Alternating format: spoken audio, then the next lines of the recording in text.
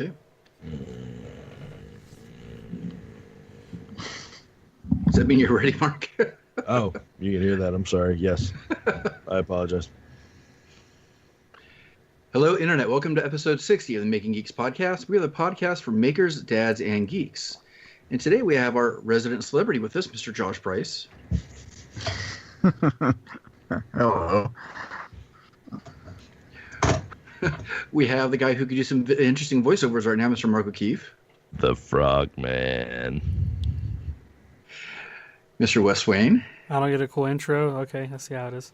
I couldn't think about something. And the mild-mannered, normal person. You've been low key lately. Yeah, I have. And most days I'm Sean Jolliker. How you guys doing? Who are you the other days? Mr. Jolliker. Oh today. yeah, that's right. Yeah, I'm back. back to work. He's back to teacher mode. Cool, Mr. J.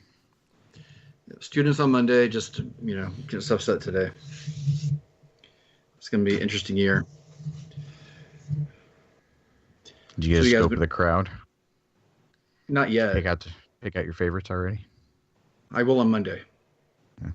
I'll give the full report next week. Whoever pisses him off the least. You know what? I'll judge it by how many of them know who I am. Do you know who I am? Okay, you get an A. Do you have a thing like kids who sit on the front row always fail? Or like you sit in that chair, like that chair has never done well. I don't let them pick their I don't let them pick their seats, and I move them around, so there's You not that kind shuffle of them around? based on their ability. Yeah, This is my world. we call it heterogeneous grouping. Dum-dums over there and smarty arties over there. Dum-dums paired with the Smarties, so it's all mixed up. Your class is only as smart as the stupidest person. Yeah, so Sean's students, if you're looking around and you're the short end of the stick, if you're surrounded by the future valedictorians, better up So your much I game. can't comment on. You guys are not leaving me anywhere to go with the conversation. Looking at you, Leroy. Chickens. That never gets old. Oh man. Never. So you guys been to this week?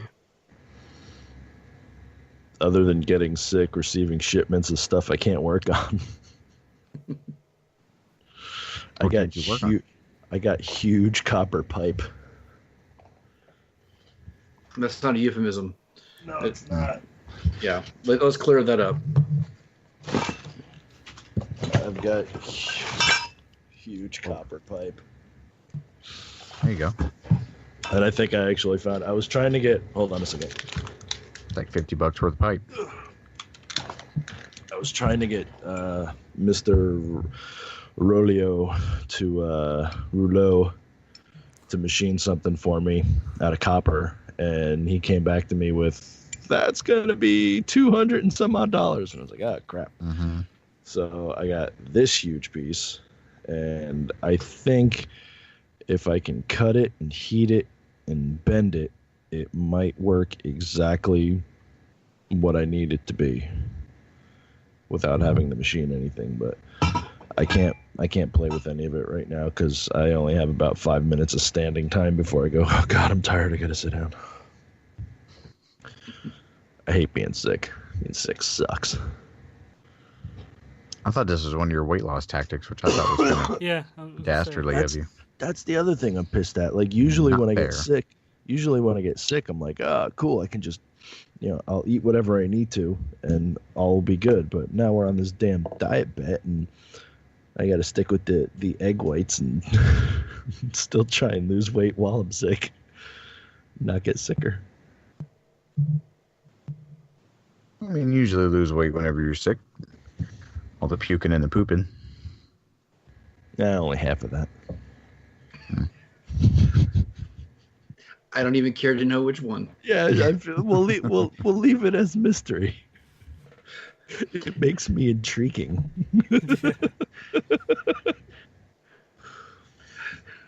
How about you, Wes? What have you been up to? I've been doing a lot of sanding. That's always fun. I don't know if I talked about it last week. I got a vending machine. It's like a sticker vending machine project. Are you going to bring that to all the maker fairs for your stickers? No, that's sort of the intention, just not for me. It's a local video game company that I have a couple friends that work at, and one of them recommended me. Their owner buys like a lot of hardware for like old arcade machines and just vintage kind of stuff. He had the sticker vending machine. It was kind of beat up, had some rusty spots on it, and it was a color he didn't like, and it was kind of old. And so I took all the little like chrome like mechanism pieces that you put the coins in, like the coin out part, took those off, polished them all up as best I could, and like basically stripped all the paint off of it till it was like shiny. Got all the rust spots off of it and old cracked paint, and I put a black new coat of paint on it, several coats of spray paint, and I went through some tutorials online about how you can sort of get close to like a shiny finish with spray paint and sanding it and wet sanding it and all that. And then you go on with like clear coat. I never actually did all those steps before. I just always read about them. I even went as far as getting a buffer to do like the polishing compound and all that. So it was sort of, I just finished some of it up this evening, and it's sort of dark in my garage, but I could see the reflection of my hand in some of it. So I'll call that a win. Wet sanding is an amazing thing. I did that when I did the paint job on my motorcycle. Yeah. It's so cool. You can actually, what I did on the bike was I put a sticker on it and then clear coated until it was clear sand wet, and then it was just smooth clear coat, so the sticker was just permanently underneath it. Yeah. It was really cool. If I had more time, I would go on with more and more and more coats, because you can just keep going and get it that much smoother the longer time, more time you put into it. But I'm going out of town for the next week, and they need it while I'm gone, so I had to sort of cut it short and call it probably good enough. And yeah, that's what I've been working on, and I've been wrestling with my CNC machine, which is not fun. Trying to get that. I saw that. Did you get it down to like bad G code or? I have no idea. Yeah, I got it to do the same thing over and over again. Like it starts at, I'm showing up a cut to the guys here on the webcam. So it started down here and it cuts fine, and then it gets a little bit higher and it drops like half an inch. It's hard to tell in there, but you can see it like drops several layers down. But then it just continues at a new depth that is not programmed. And it did that in wood. It did it in styrofoam. It's done it like 6 times. So a lot of people suggest it's like a mechanical thing, but I don't really think it is if it's doing the exact same spot in the model. It's mechanical seems more randomized. I would try and carve a different model. Just something quick and stupid. It went through the roughing pass fine. It's just this is the finishing pass. And I don't know. Can you recreate the G code? Yeah, I can recreate it. It's frustrating since I can't see a problem in the G code, but there's so many lines it's easy to miss something. Yeah. So, I mean, there's especially in 3D carving. Yeah, I might try that first before you go too crazy with it, because I've had some things where like the G code gets messed up on a couple of my 3D prints, and I ended up having to redo the model, and then it printed out fine. So I don't know where the problem came from. It just kind of came into being. But you would think if it had a faulty G code, then the preview would show the erroneous thing, and it doesn't. That's the first, exactly. Because that was what happened on the model. I'm looking at the G code and the preview going, there's nothing wrong here. Really? Why are you doing the thing you're doing and you're not telling me you're going to do it here? So I wiped it all and started over, and then it went through fine. Okay. Using G code sender? Yep. I want to try chili pepper. Okay. And see if it's something that G code sender's doing. Is that free? I believe so. Okay, I'll check. Yeah, I think chili pepper's free. I'll try anything at this point.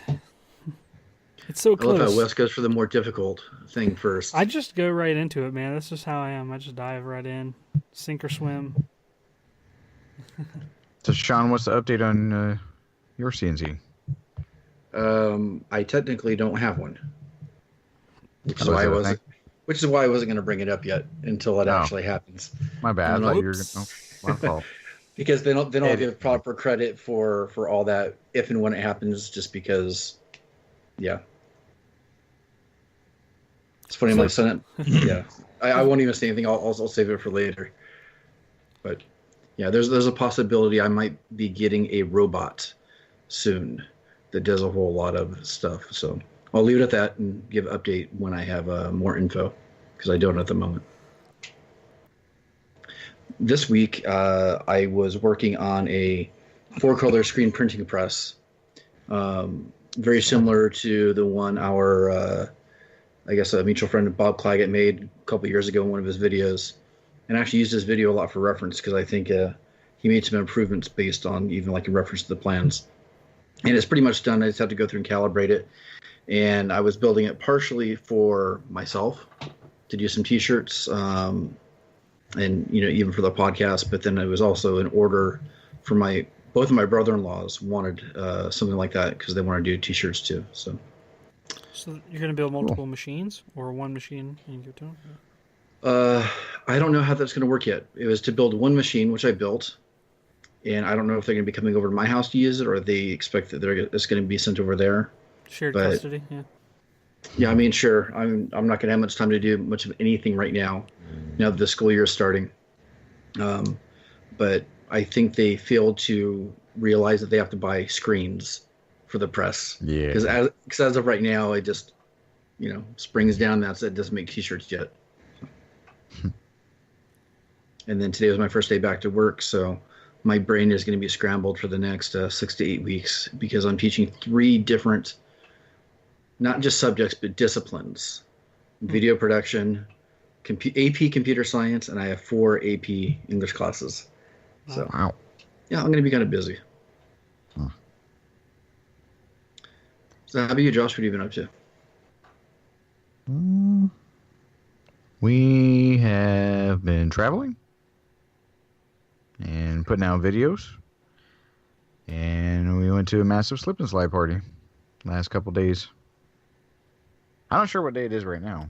It's Thursday. Must be nice losing track like that. I suppose. Yeah, it kind of is. I've been getting up earlier, so I know what time it is, but I don't know what day it is. But was it last weekend? We were in Greenwich, New York, at Tony Rouleau's house. He hosts an annual massive slip and slide party. So it started out for family and friends, and then kind of morphed into people in the maker community, and then slowly more people started showing up. And this year, Izzy Swan and Jesse Wetta showed up. Keith Decent was there. Paul Desmond, Jimmy DeResta showed up. Matt Haas from Awesome Wood Things. So a bunch of people that we all kind of mutually know, and hopefully some of our listeners know as well. They came out, and it was a really good time. So we hadn't planned on going up there until after we'd made the loop to Maine and on our way back to Niagara Falls. But Tony called and was like, hey, you should come to the slip and slide party. And he has a big farm with a lot of room on a bunch of rolling hills, and he had room for the house, and he had a 30 amp hookup. So parked my house in his driveway right next to a 250 foot long slip and slide. So it was super fun. Had a whole bunch of people come and check out the workshop and check out the house, and yeah, it was a really fun time. I am honestly jealous of you being able to be there. And as I was watching all the video and seeing the all the social media streams come in, it was kind of like watching a family barbecue that I couldn't be at. Yeah. It really was. Yeah. It actually was. It was his family's barbecue, and then there was his extended, community family, and it was funny because I think his family's probably used to it by now. Because all of his family lives in that same kind of area, because it's all family farm that they split up amongst people. And Paul Granger, his cousin Paul Granger that we know. Mark and I shared a room with him when we were in Boston at the Making It 100 event. But it's his cousin, so all of their families are there. And you'd sit down next to somebody eating some food, and they're like, "Do you know Tony through making stuff?" I'm like, "Yep." He's like, "Oh, okay. I'm his second cousin. This, and." But they're super hospitable. Mackenzie and Tony are amazing people. Like, he's such a genuine person. It was so much fun. They had a Nintendo Switch, so Deacon was in their house playing Nintendo for probably 4 days straight. He liked it. Yeah, Jimmy Dresses showed up, and it was like, oh, Jimmy Dresses here. And I always try to be, whatever. I don't really know Jimmy DeResta a whole lot. I've met him a couple times. I mean, just as much as anybody in this maker community knows him. And he was like, oh, hey, Josh. He's like, is this your house? He's like, yeah. So he came, and him and Taylor hung out in the house, and they were gooing over the hedgehog that bit Taylor. Most passive. Well, I guess he's the most defensive animal in the world. Went on the offense. Bit Taylor for us. So he checked out the workshop. Got to be in Jimmy DeResta's pod or his vlog. Nice. That was interesting. Gained almost 500 subscribers in a day, so that was fun. That was a really nice feature you had in that vlog too. Oh, thank you. And hence the celebrity status I was teasing about earlier, just in case anybody listening wasn't sure. And that's basically why.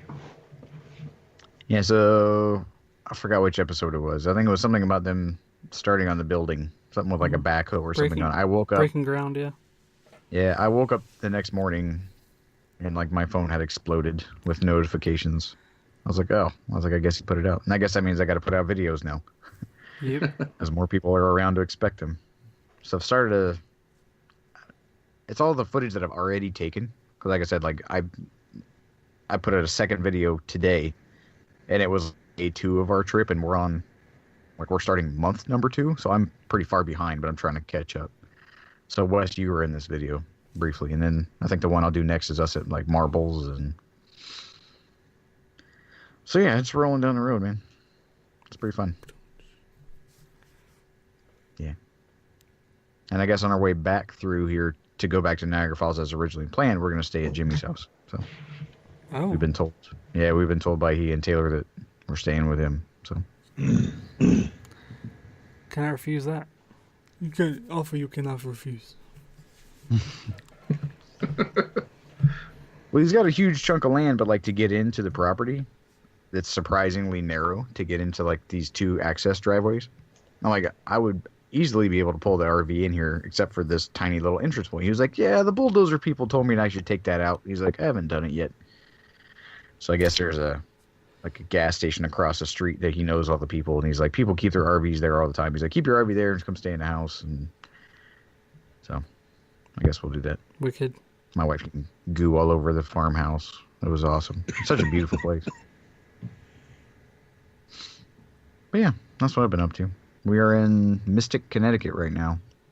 So tomorrow is Friday, so I'm going to go hang out with Tim Sway and Vance tomorrow. Deacon and I are going to make the trek up there, go see him. So awesome. Just a normal day, I suppose. You know how some people travel the country to try to visit all the baseball stadiums they can visit? You're going to be appearing in more maker videos from like everybody in the community than anybody else. Like, there's Josh's episode with Tim. There's Josh's episode with Jimmy. Well, most of those were unintended. I just wanted to go play on Slip and Slide. Looked like a fun time. It was. Did a bunch of turning. Tony taught me some more stuff. So I turned we did a box. I had a chunk of maple that a guy gave him from like a fence post from up the street. It still had like a nail hole in it. I made a phone and like Apple Watch charger. Oh, so yeah, we spent an entire day. I think the Monday, Tony took off work and we spent it in the shop making stuff. So it was great. Nice. Yeah.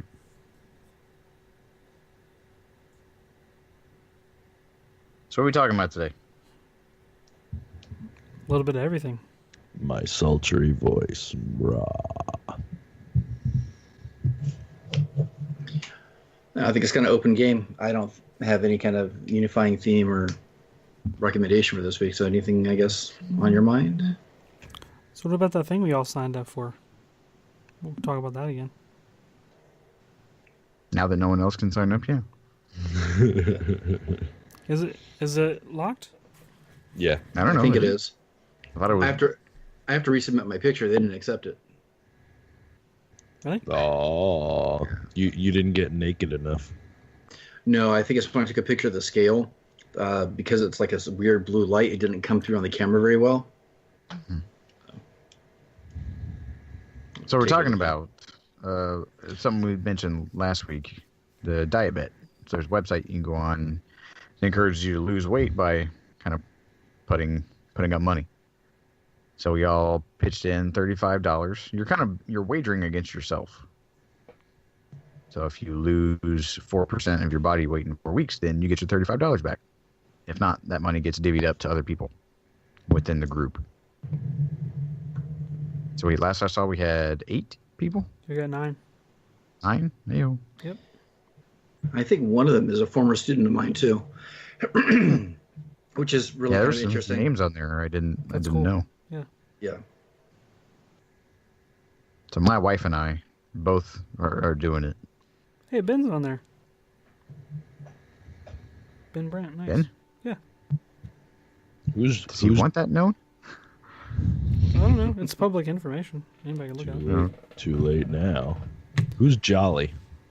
That's me. Oh, okay. I was like, oh, So where's Sean? So how are you guys doing with it? I haven't even weighed myself since we first did the weigh-in, but I just first did the weigh in today. my diet's that was pretty good. yesterday. Yeah. So are you dieting or are you trying to change your way of life? I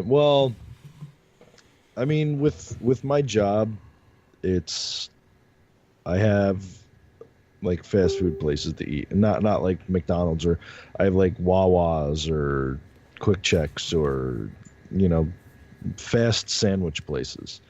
So you get pretty big pretty quick on those. Plus, it's a lot of money. So what I was doing is I did this before, and I lost a couple of months ago. I was 260, and when I started doing this, within 2 weeks, I lost 10 pounds. So I don't know if that's going to happen again, but if it did, it would be awesome. I guess I'll spill my secret. Not that anyone wants to do this because it's kind of a crappy meal plan. I get those mini muffin pans, and I fill them with egg whites. So while I'm going throughout the day, if I get hungry, I'll just pop 2 of them and keep going. So it's kind of just enough to shush the hunger away. And so every time I get hungry, I just pop a couple of them and keep going. Little mini frittatas? Yeah, kind of. If that's what a frittata is, I have no idea what a frittata is. It's a quiche without the crust. Yeah. Oh. Quiche with no crust. Interesting. So an omelet? Isn't that an omelet? Pretty much. Just smaller? Fluffier. French people. Just a fresh. It's in a pan on a plate. Yeah. So I mean, yeah, I guess it's kind of changing lifestyle as long as I work at this job, because it's just, healthy food is not really an option, and healthy and cheap is definitely not an option, and healthy, cheap, and quick is absolutely not an option. So, can you pack your lunch? Well, that's what I'm doing. I cook these things. I throw them in a bag, throw them in a cooler. As I'm driving around, I do that. It's just easier too, because it's kind of a rushed thing. My days are normally, especially in the summer, it's got to keep moving. So it's easier to just do that, pop them and go, rather than try and find time, stop, eat, and move, And I'm eventually, I was going to start working out this week again too, but that didn't happen as of yesterday and today. So hopefully in a couple days when I feel better, I'll hold on. Sorry. Ow. If I feel better, I'll start that. I don't know, most of the time that I've tried to, when I was in the Army, I mean, you had, Wes probably remembers being in the military, you had like height and weight restrictions, and you had to maintain a certain level of like physical readiness. So in the Army, like we did, called physical training, we did PT. We did PT like every morning. unless you were flying, and then you kind of didn't. I flew a lot, so it was an excuse for me like not to wake up at 5 a.m. to go out with everybody and go running in the freezing cold. So you had to come up with like your own ways to try to stay fit and manage weight and things like that. And it was always very difficult to do because life gets in the way. But it was easier there because you were always on the move, like you're saying. So it's good just to be active at work.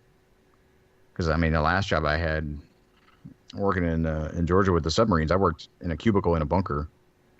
So like, I sat down for most of my 10-hour day. I was sitting in a chair. It was terrible. Which, from what I've read, like, has worse health effects for you than just not working out at all. And so I feel really good just to get up and get out and get moving. But yeah, managing. I mean, we're not the smallest people in the world. I'm sure the managing weight for all of us has been something that's been difficult to do over time. So this is kind of good. This is good for all of us, but it's good. Like I said, trying to go on a diet. Like, I don't know how many of you guys have ever tried to, like, air quotes, diet. I could tell you about the crazy one I did before I got married. It's like chili pepper and lime rinds or something. No, it was. And looking back on it, I probably absolutely definitely got duped. But it was these little like insulin needles shot into my stomach, and then Whoa. and then severely reduced caloric intake. So I got down to 230. But That went a different direction than I expected really fast. There's the needles. needles. Thinking you ate the tapeworm that Creed Bratton brought. And Yeah, right. that was no tapeworm. It was probably just water in the needles anyway. Because that place shut down real quick. But it was one of those things where I was like, I need to lose weight before I get married. So, Bridezilla. Groomzilla. No, I was every time Tracy would ask me something, I'd be like, oh, what do you want? Because you're just going to do what you want anyway. It's your wedding. I'm just here for the cake. And to inject myself with phony weight loss plans. I'm here to make myself look good for your pictures. I look at those pictures now and I'm just like, oh, I want that back. I didn't have a big chin back then. And So we're getting at in a lot of ways is just like generally, health and how difficult it is, trying to stay healthy as you get older and more responsibilities. And kind of like Josh was saying, we're, a lot of more professional type jobs as you get older involve more and more sitting down. At least it kind of seems that way. And I think that was probably part of the impetus for actually starting this DietBet. And I think that I had mentioned on the show before, and I know I've already talked to you guys about it, that at one point, probably about 3 years ago, I was a lot heavier. I was tipping the scales at about 300 pounds. And I was on the verge of having gastric bypass surgery. And after talking with my wife about it, I really didn't want to do the surgery, but at that point, I almost felt like I was out of options because I was still having issues with my foot. I didn't have the amputation yet. My ability to exercise was severely limited because anytime I spent any kind of time on my foot or doing any kind of vigorous activity was risk of infection, and then serious trouble that way. So I thought, I've never really tried to lose weight, like really committed to it. And I came across a book who was written by somebody I'd been following for a while. Author's name is Tim Ferriss. He wrote a book called The 4-Hour Body. And pretty simple principles, and it wasn't about not eating, just slight changes. And within, I think it was 3 or 4 months, I had lost almost 50 pounds. Yeah. And that was with absolutely no exercise. It was no crazy diets. It was simple changing the way I was eating and not eating a couple key things that I think probably have the biggest positive effect on my overall weight. Like what? And number one, cutting out soda.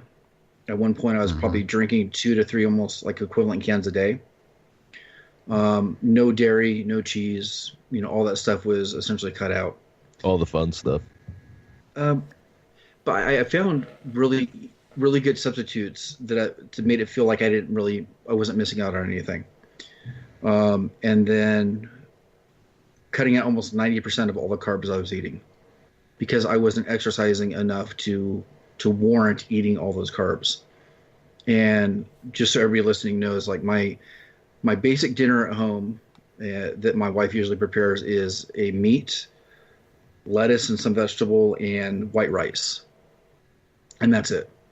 But it was the white rice that was mainly hindering any kind of um, like improvement in my weight, aside from all the other junk I was eating at that time too. So cutting out a couple of those things. It wasn't about not eating, just a little bit of switching. I was still eating plenty yet. There was never a point where I was still hungry after about like the first week once you get over that adjustment period. And it was actually fairly easy. It wasn't that bad. Now it's just about trying to, get that focus again. And then, diet bet or not, this is something I kind of need to do because I still have a goal of losing about at least another 30 pounds for real health for me. So it's coming at a good time. Nice. It's good that It it's makes it. It's good that the timing's working out for you with that. Yep. For sure. Now I just have to do it. Makes it a little harder when you like all the horrible stuff, though. Like I like coffee in the morning. I recently found a coffee I really like, but I also use a lot more creamer than most people do. And I love spaghetti. Yep. It is my favorite meal on the planet, probably, spaghetti. It's the best comfort food ever. But yeah, this might be a little too OCD, but like I said, this was a couple months ago. I put a like a little tiny dry erase board in the bathroom, and I have like a digital scale like right beneath it. And every night I would weigh myself and write it down, and then in the morning I'd weigh myself again. And you actually lose like 2 pounds just sleeping. Just you breathe out weight. There's science. Magic. Look it up. That's where your weight. That's where the weight goes. You don't sweat it out and you don't poop it out. Like it's got to go somewhere. Like the conservation of energy and mass, right? And matter, conservation of matter. Basically, it's breaking down your fat, and it's basically converting it to CO2 and oxygen. That goes so what out. you're telling me is if I go to sleep for the next couple of weeks, I'll win. No, try it. Weigh yourself. Like you, No, I know. Scale, I know. Weigh yourself, and you're not sweating it out. It's not water weight. I've swung within like a day I swing like 5 or 6 pounds, like from waking up to going to the bathroom, going to bed, and it goes up and down.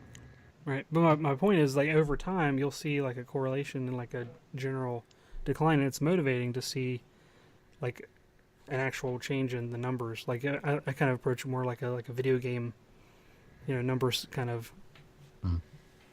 outlook, and so it's motivating when you start out like almost 2 pounds lighter than you did yesterday, and so then you're like, okay, I'm at a good, I'm already starting off good, better than I was yesterday. So you just kind of start out with that mentality. Like this was work for me a little bit. So it's more. This is more helpful in that I have more of a focus, an actual goal. Where before it was just kind of I was adjusting how much carbs I was eating and things like you suggested before. That's since April, so I've probably lost about 10 pounds, give or take.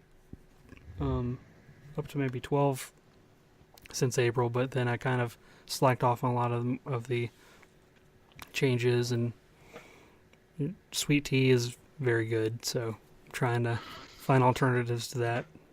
Darn you, South. Kool-Aid? Yeah. Uh-huh. Yeah, they have like sugar-free versions, like Arnold Palmer iced tea. That's like a sugar-free little packet. That's pretty good. That's sort of my. You got to be careful with that though, because I was doing that for a while and it started giving me migraines. All that fake sugar stuff. Yep.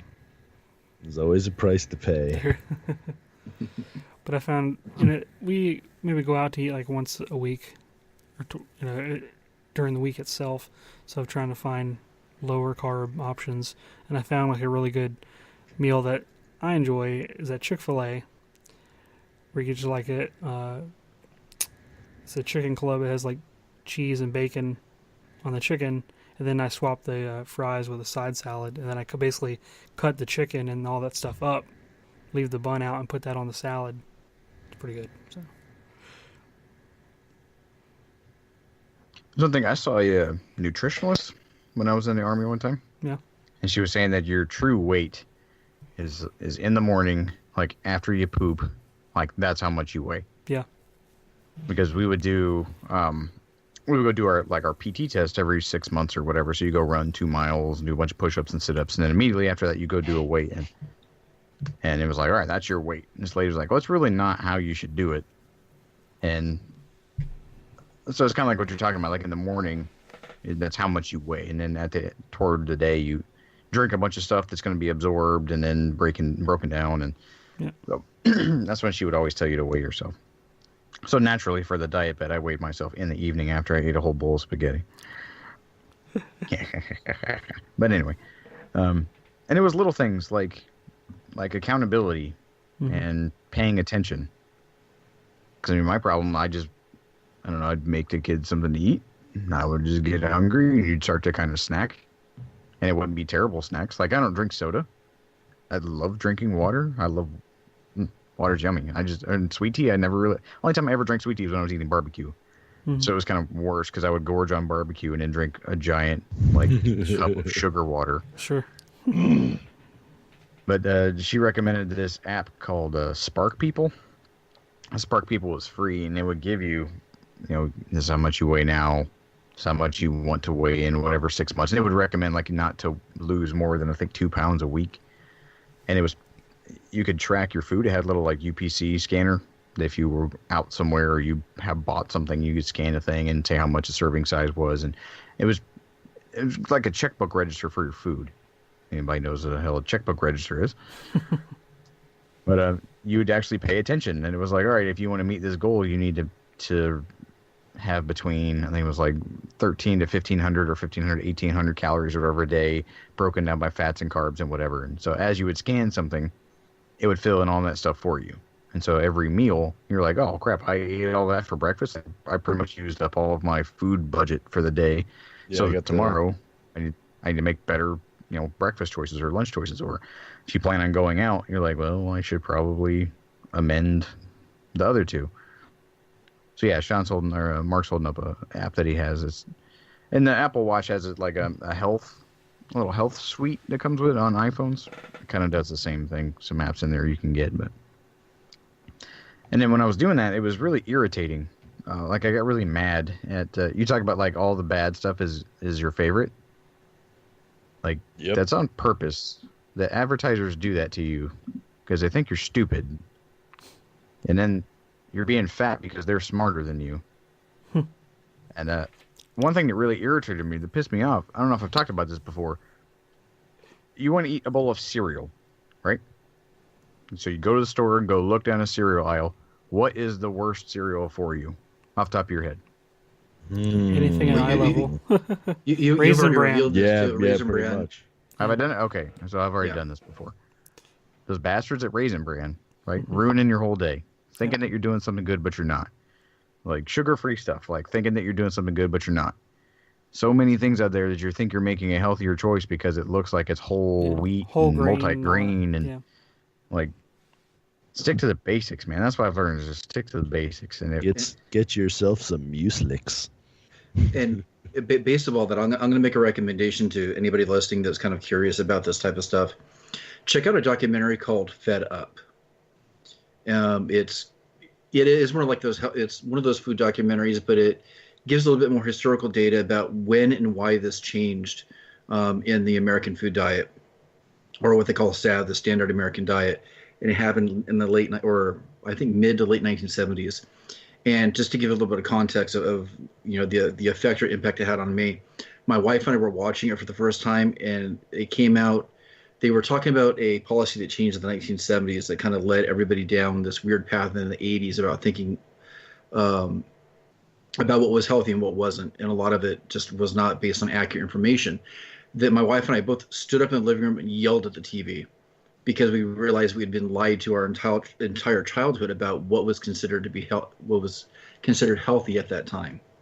So check out that documentary if you're kind of interested in kind of the history of how we got to where we are with a lot of the food that I think most of us, being, mainly kids in the 80s, grew up with. I think it's a really interesting viewing. So check that out.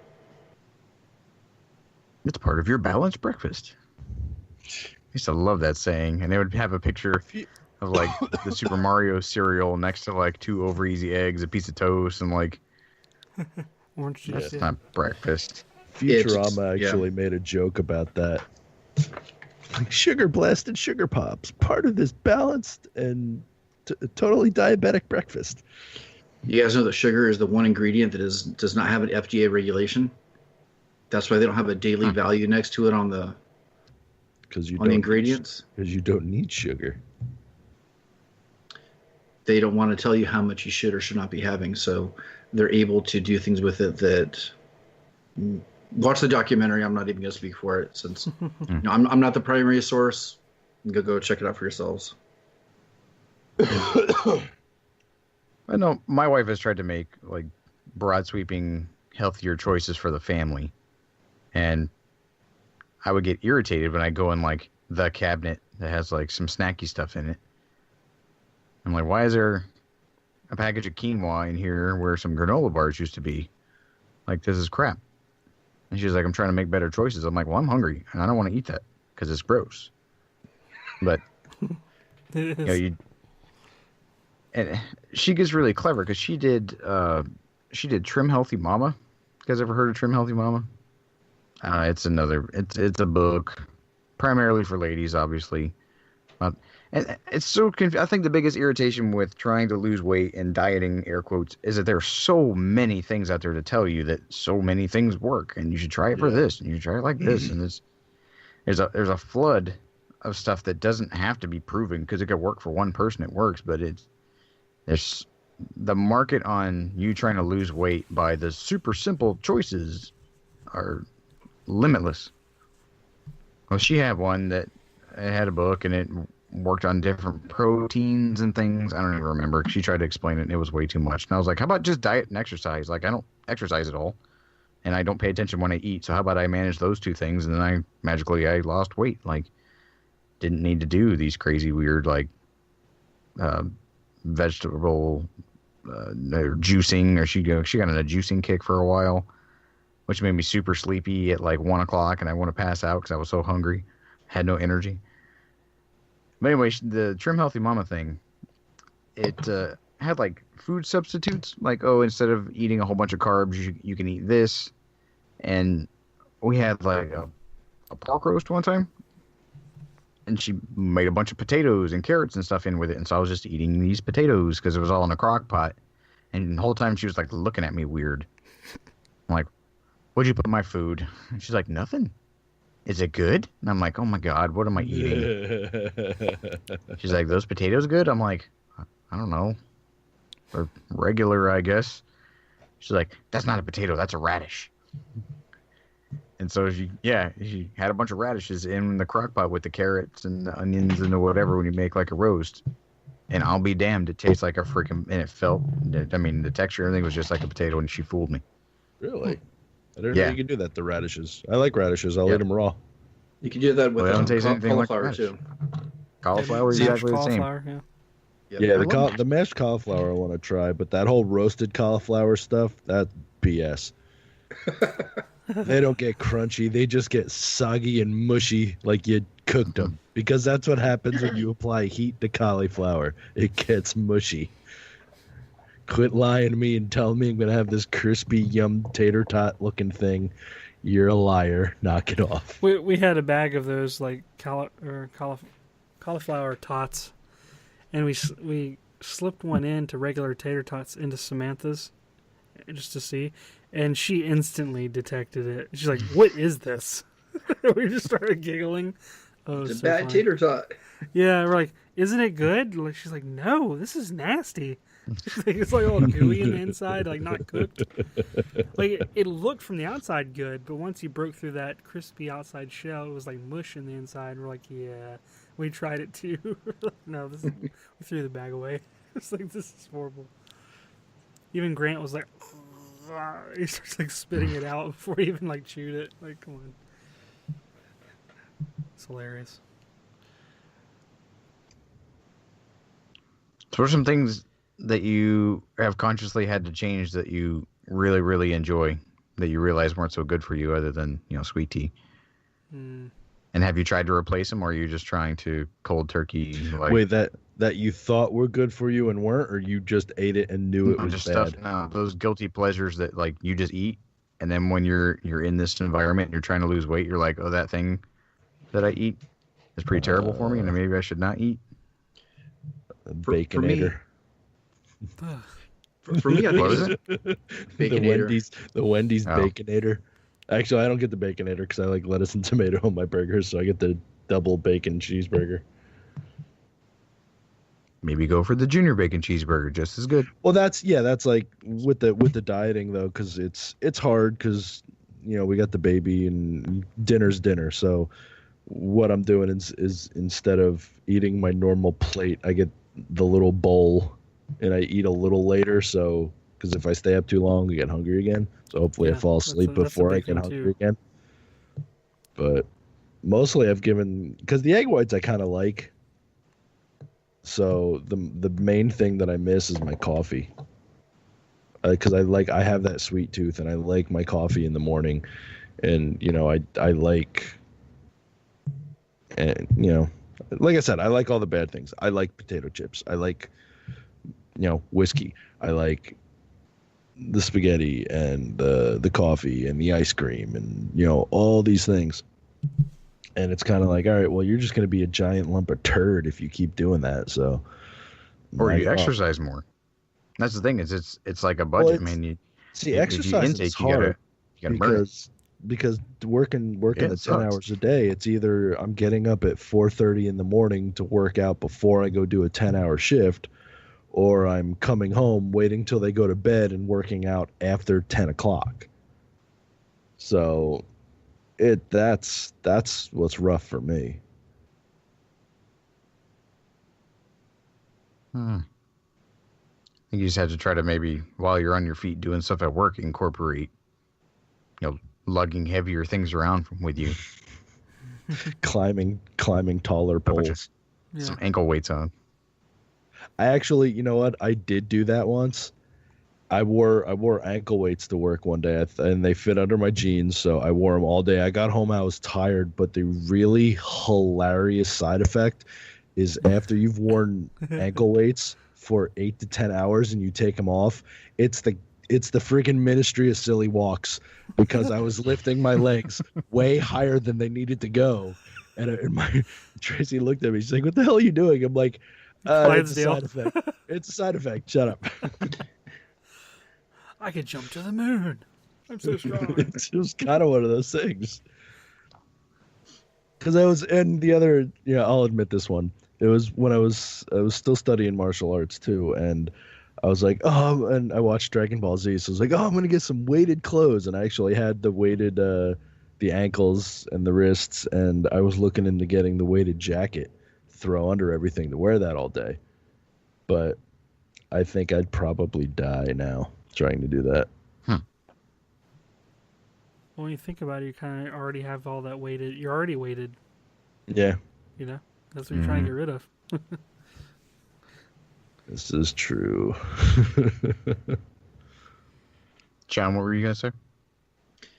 Based on the question you asked, I think the biggest thing is the impulse that I had before, simply of, if I'm hungry, I'm going to go eat, and that means a lot of times it meant just going through a drive-through somewhere because of convenience.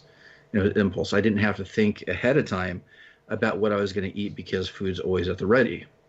And the other side effect of that is it's expensive. So if I could plan things out ahead of time, where I don't have to decide later on or make a choice, it's that much easier. But I have to, sit down and plan the night before, make sure I have my lunch ready to take, and then there's no decision-making process. And the same temptation isn't there; it's already set. So as long as I don't have to think about it, and I've already prepared it before, it's not too bad. It's pretty easy that way. We found that when we're driving, it's like you asked about road trip snacks one time, Wes. Yeah. And so we're on this perpetual like road trip snack kind of thing, and you have to be able to make a conscious choice to eat better, or you will find yourself at like the bottom of a bag of Doritos, or going buying like a pack of gummy bears everywhere. But I've started like kind of for the kids, like rationing and portioning off smaller little the snack size bags of stuff, because they're savages and all they want to do is eat. And so I got them a little brown bag each, and we've packed it full of stuff that they know that they like. Or not packed, but like put in individual servings of things. And so one that lets them know that like when they're out of whatever it is they're eating, they're out.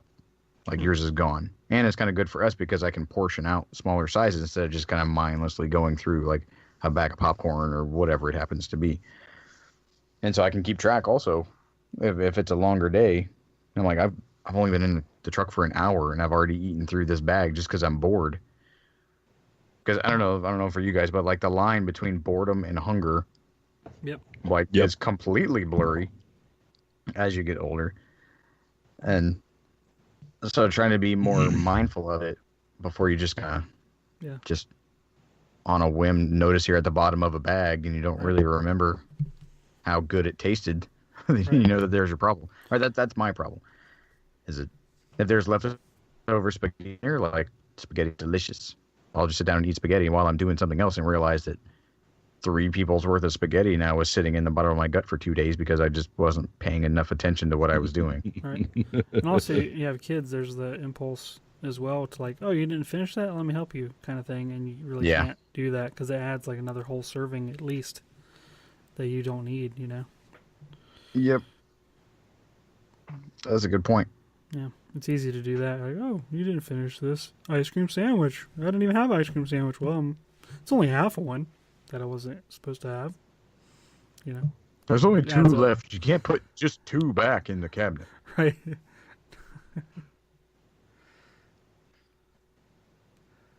What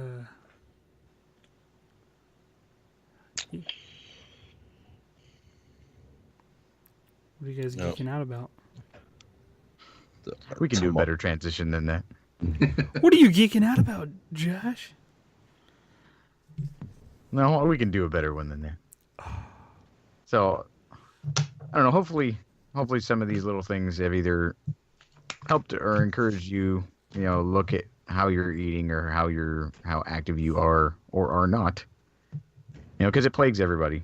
And so this DietBet not only was, a fun little thing for the community, but it was also to help all of us and hopefully just not the bet. I mean, get out and try to make some smarter choices because we're not getting any smaller. This is true. That'd be true. You don't see a bunch of super healthy, fit-looking old people. It just kind of happens. So you got to fight it. There's probably either that or they're Italian. Think about it this way: there's probably an entire adult's worth of weight between all of us. There's a 5th member in weight amongst all of us. Probably that we could stand to lose. Yeah, maybe not by the end of the DietBet, but just I'm saying like whatever your goal is. It also depends on what what scale you're looking at too, because I've looked at things and they're like, oh, well, you're 6'2" and you're 37, you should weigh 198 pounds, and I'm like, whoa. If I weighed 198 pounds, I'd be the sickest looking person on the planet. I think we all know what our healthy weight should be. We don't need some chart to tell us. Well, it's one of those things you research. Like, well, there are lots of charts to tell you. How big is an average person in my age and height? You're good enough. You're smart enough, and we like you. So as long as you feel good in who you are, and your doctor says you're not obese or you're not underweight, it's that Louis C.K. get your beach body back. You're visually fat. It's not a health. Awesome. It's not a health issue. Wait, so you're just telling me I'm fat? Yeah. People like you. So, who's So with that- excited? Who's excited to geek out about stuff on Netflix tomorrow? I wish I could, but I'm traveling. That is on my list, though. All right, no spoilers. No spoilers. Defenders comes out tomorrow. I'm still a season behind. I gotta watch Iron Fist. Meh. You can fast forward through half of it Yep. Meh. and guess the That's, second half. that's all I hear throughout the whole. Meh. In the trailer for the Defenders, he has like Iron Fisted up. He made a glowy fist almost as many times as he did it in the entire series, and that's no joke. Huh. Yeah. In the last trailer, I think he did it 5 times. I think in the series he did it 9. So, and this has less episodes than the whole series did. So, I'm It geeking happens. out. They just announced that they're starting early production on Obi-Wan. There were a couple of things I was pretty sure of. First, Sorry. The Obi-Wan movie? No, nobody's excited about that. Okay. I didn't hear Yeah, anything no, about it. I absolutely am. It was speculated for a while. I don't know how I feel about it yet, though. I don't know if we need every little single second of the Star Wars timeline fleshed out and explained. Why I don't want know. new characters. This is I why. would like for them to do new stuff, yeah, but there are worse characters you could choose. I think going back in time to what some of the video games have done, like the Old Republic, would actually be more interesting and probably have more free reign. I don't think we need to be so focused on this, 30-year timeline, Right. that we knew, everybody's individual story. It's the extended length episode of the Jerry Springer special on the Skywalkers. No, I really hope my foreshadowing of Rogue One opening the door for just like the perversion. I mean, the Star Wars universe has already been pretty perverted and materialized and merchandised, but like, I saw that as the beginning of a gradual downslope, and I really hope that I'm wrong. I mean, Don't- there's so much promise out there, and there's so much like you could go so much farther with Star Wars than what they've done. Stop circling the one family. There's like that's why I liked Rebels. Because they only kind of touched on the Skywalkers, like, oh hey, they crossed their paths, and it's been like 2 seasons, 3 seasons, and you saw them once. So that was cool, and it was just an extension of all these characters, and it's.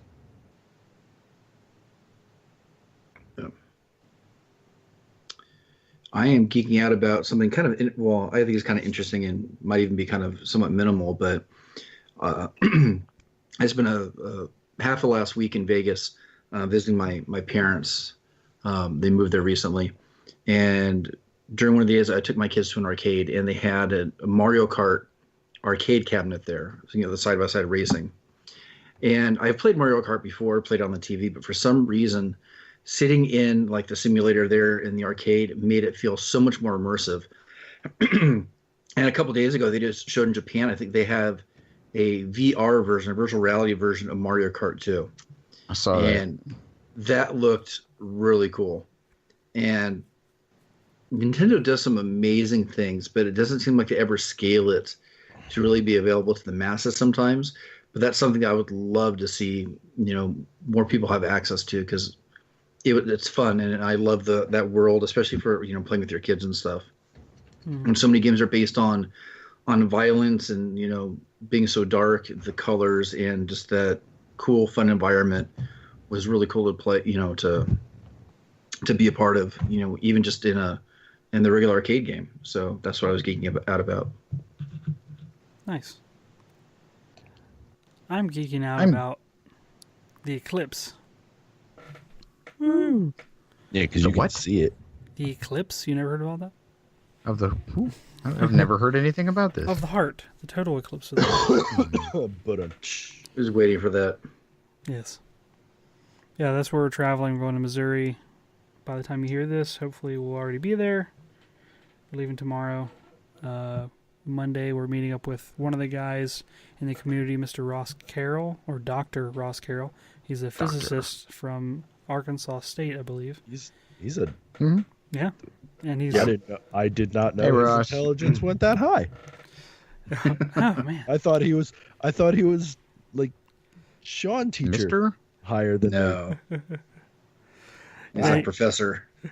He's Holy part crap. of a 50-team research grant, basically. They're launching weather balloons with imaging hardware, and they're going to help. They're basically live streaming the eclipse from where they are. They're setting up all these weather balloons along the path of the shadow and of the 100% totality. And they have like tons of Raspberry Pis in them and lots of cameras. So they're imaging downwards towards the Earth, and NASA's going to have live stream of the actual eclipse on their website, and they're basically piggybacking from one balloon to the next as the shadow goes across.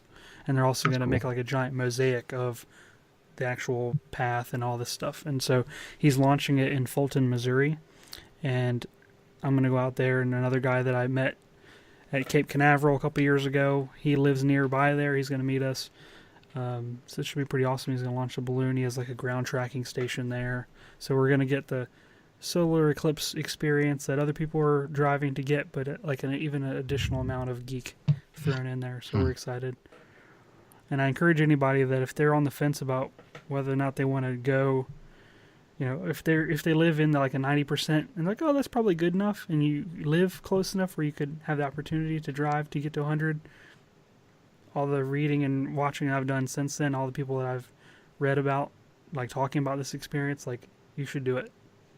Go the extra little distance, fight the crowds. I know it's probably going to be pretty busy with traffic and everything, but the apparently experience that you get in that difference is pretty mind-blowing, so I'm looking forward to it a great deal. And I cross my fingers for good weather, so because that would suck to have all this anticipation and then it'd be cloudy. You're like, ah! Yep. One cloud could ruin it, but it should be cool. I was in coastal Florida whenever the Orion launched off. The newest like manned capsule that the United Launch Alliance had. And it was the cloudiest, nastiest day. So, like, they launched it and like you could barely see anything. Yeah. Like, oh. So, hope for good weather for you guys. We will unfortunately be in the heart of New England and nowhere near totality. So I thought about that too. Yeah. I'm like, why does the slip and slide party get priority over the solar eclipse? But you have another chance in, like, I think it's 7 years, 2024. Yeah. Yeah, and there won't be another one in North America for like hundreds of years after that. Yeah. Or quite some time. I don't know about hundreds of years, but quite some time after the 7-year one. Yeah. And that's going from, like, Texas to, like, New York, that kind of direction. So, a little bit different. So, don't be completely bummed out if you can't make this one. There's another chance. Right on. Sorry. So we I'm can geeking out. Josh. I'm geeking out about my friend Debbie. My friend Debbie from high school started a company. Actually, she's an artist. And her business is called Dream in Color. And she does these amazingly beautiful, like, swirly epoxy paintings. Like, if you're in this community and you saw Peter Brown, one of our previous guests, made this, like, swirly epoxy painting where he took, like, a blowtorch and all the colors kind of blurred together. Well, she does that on top of, like, normal painting. And I've cut out a bunch of states and things for her on my CNC that she uses as a canvas. And this last batch that she's made is beautiful. And all of her work is for sale. And she's making us a clock to go on this wall right here in front of me. And she posted a video of it the other day that I reposted on my personal Facebook page. And it is stinking gorgeous. It looks like the beach. But, I mean, she does all kinds of different colors and everything. But go check out Dream in Color on Facebook. I think she has a website. I'm imagining if you try to look up Dream in Color, you'll find it. But at least on Facebook, you can check some of her stuff out. And it is very, very reasonably priced for someone who wants something amazing looking in their house. It doesn't have to be some goofy state. She makes proper paintings. But I wanted to throw her work out there because it's amazing. And it also helps me. So, Dream in Color. Anybody got anything else about not being a fat turd anymore? Well, I found a new YouTube channel I've been kind of geeking out about, and it sort of ties into the weight in a way, in sort of like a long kind of way to do it.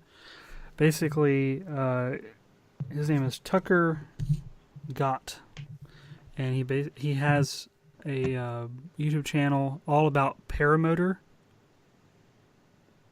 sport. Are you guys familiar with this? It's like Like paragliding the giant fan on your back? with a giant fan on your back. It's a backpack with a fan on it and a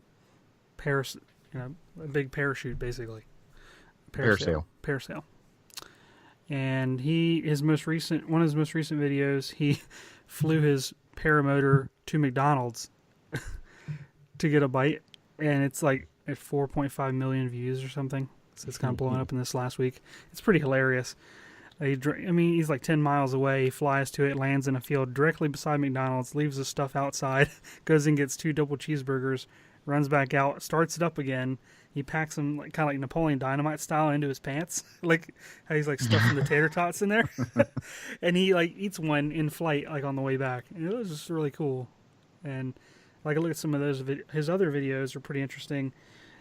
One of them, he actually goes to 15,000 feet in this thing. If you think about it, you're sitting in a chair with a fan on your back, with your feet aren't in anything. You're dangling there, 15,000 feet up.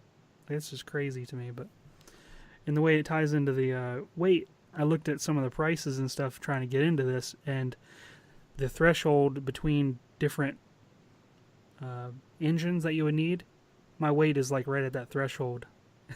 So if you're over 230, you need this more expensive one to haul your heavy ass through the sky, and if you're less than a certain amount, then I don't know. I had this sort of a similar run in when I went tandem skydiving many years ago with Catherine, and I was almost too heavy to do it, and it wasn't like an exorbitant amount of weight. It was just like around, if you're 225, you might not be able to do this because the person that you're attached to, you might hurt them basically. So it's kind of like, wow, okay, that's sort of eye-opening. But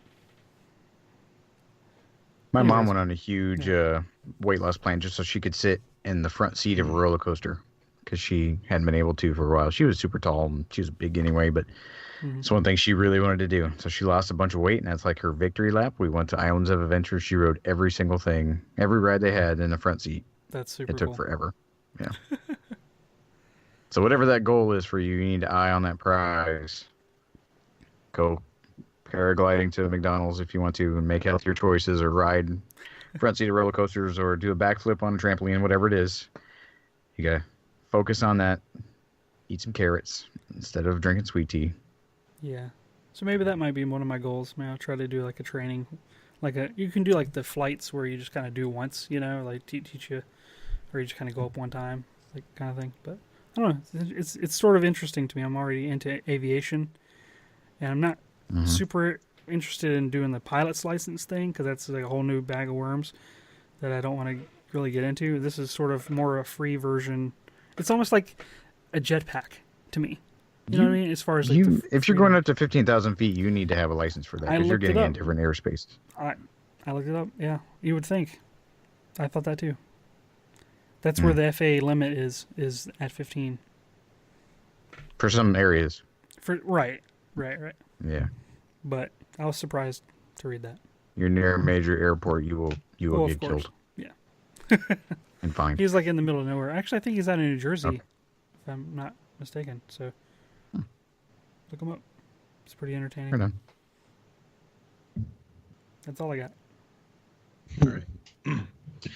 We would love to hear from all of you. Please visit makinggeeks.com. Check out the contact page. Drop us a line. List a question. If you're a regular listener to the show and you want to hear us talk about a specific subject, let us know. We take all the suggestions into account, and you might just hear your suggestion or question on the show. And go ahead and visit the homepage of the website, and you'll be able to see all of our past episodes. You'll be able to listen right there on the homepage at makinggeeks.com.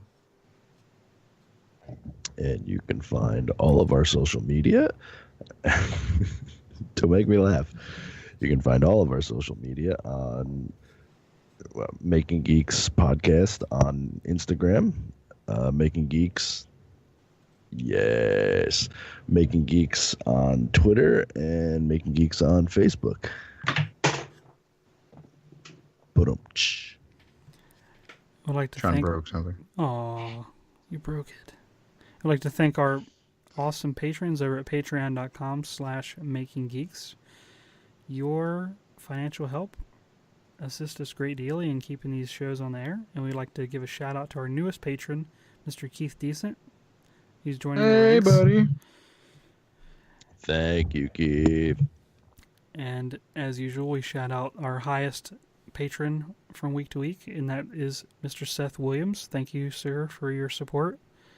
Yeah, buddy. And we appreciate it. So I have to admit something really quick about Keith Decent. Besides him just being an all-around just great guy, I was subscribed to his YouTube channel under my personal YouTube thing, not my workshop. And Keith's videos are awesome. And he does not get the recognition he deserves. He does not have enough subscribers to warrant the quality and the creativity that he puts in his videos. So I can retroactively go, you did 2 Geeking Outs, I'm going to do 2 Geeking Outs. And you go check out Keith Decent on YouTube and watch the amazing stuff that he does. We need to have him on as a guest. I'm going to declare that. And I think we're all in agreement. So Keith, this is your formal invitation. Think of something you want to talk about. Or you can talk about yourself, if whatever. That's what you want to do. Lame. Yeah. But Keith is super fun. But go check out his work. Keith Decent on YouTube.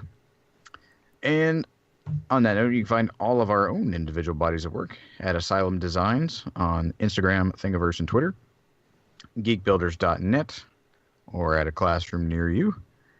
Geeksmithing.com and thepiworkshop.com. And every week we love hanging out with you guys. Glad that we can be a part of your Saturday or whatever day that you get around to listening to us. And hopefully this episode helps you kind of be a little introspective. Get out and try to make your life just a little bit better as we are attempting to do. So thanks for hanging out with us. We hope you have a fantastic week. See ya. Have a good weekend, folks. Good night. Wow.